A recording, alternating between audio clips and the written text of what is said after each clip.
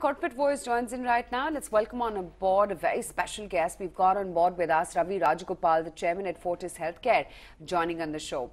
Ravi, hi, morning. Can you talk about the shareholder approval coming in for the IHH takeover? They've given the shareholders trust to the current management. What is the structure looking like? Yeah, I wouldn't put it so much in the form of trust. I think that was only one part of it. I think the main thing is that we'd like to think that shareholders were felt we ran the process, which was seen to be very fair and transparent. And they all understood the fact that this was the best process that was very, very open.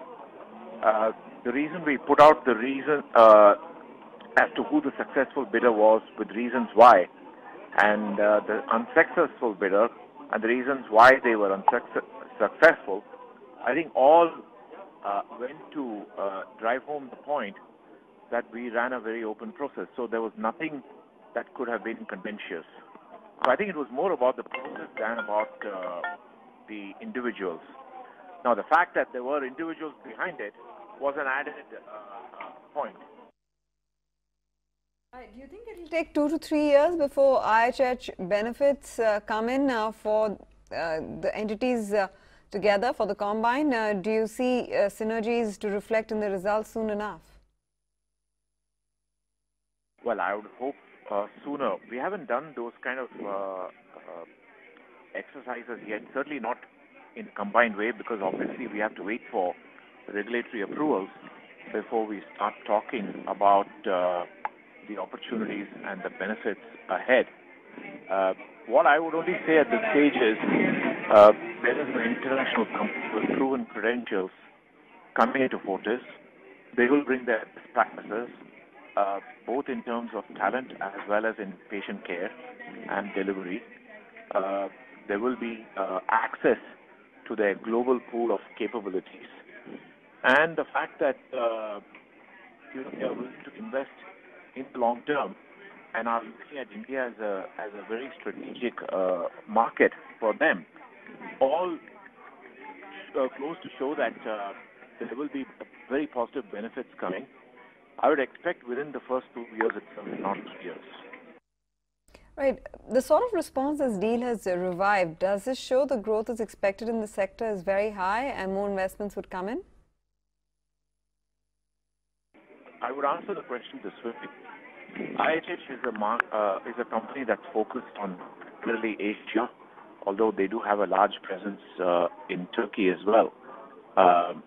Now, Turkey is, of course, part of Asia. But having said that, I think it's no surprise why they would see India as being extremely important for them. The fact that given the healthcare market in India, the corporate players' share of that healthcare market, probably less than 15%, shows there's room to grow with all benefits for patients and consumers. So that's the way I would put it. In a way, the healthcare sector is underdeveloped to the extent of what organized investment can do in the sector. Apart from these large corporate players, which are probably 5 or 6, the rest is very, very fragmented.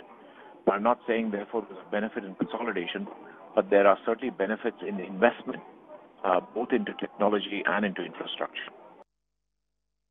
Right. So what is the plan then for SRL Diagnostics, and what do you see would the synergies emerge from whatever the plans are? Is that it does complementary benefits.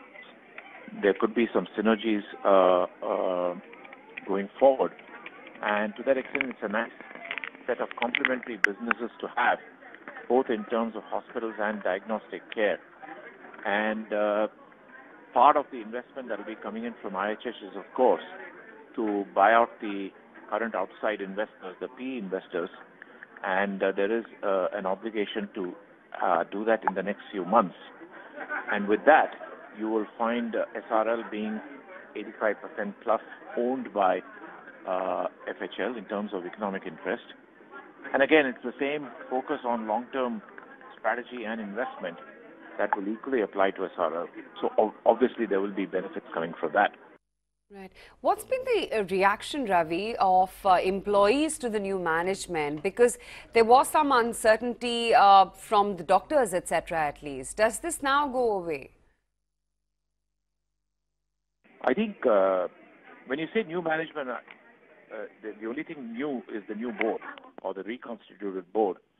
But I think the fact that it's a newly reconstituted board is less of an issue than the fact that, for after a long time of uncertainty and you could say turbulence, there seems to be a clear path now to survival, which would then lead to, progress and prosperity. I think that's what's heartening for the doctors and other employees. The fact that, all what has happened in the last 3-4 months, with each milestone being achieved, has given them greater confidence that this company should be restored back to its former glory. Right. As occupancy picks up, what will be the management guidance for sustainable margins? I would put it this way. Last year, occupancy rates were like 75 to 76%. That was deemed as normal state of operations. And then with all the distractions as well as the impact on working capital, all started hampering occupancy rates and therefore normal business performance. And that occupancy hit a low of about 62%. We are now already beginning to see this getting ramped up. So the way I would answer your question is getting back to the normal sort of occupancy levels of 75-76% in the next few quarters would be the start of a journey back to stabilizing the business. So what does Modi Care really mean for the hospital sector?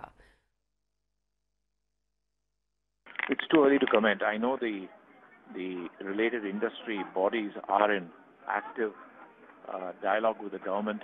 I think part of it is also to understand more details. The actual details in terms of private sector partnership is yet to be fully articulated and laid out, but there are consultations going on. It's very premature to comment at this stage without knowing what those details look like. But clearly, companies like Fortis are fully committed to helping the government achieve its own ambition in terms of affordable health care for the large majority who today don't have access to good quality health care. We are fully committed to helping the government in the most practical way we can. Okay, Ravi, thanks so much for taking the time out and speaking with us today and really highlighting what's going on with IHH as of now.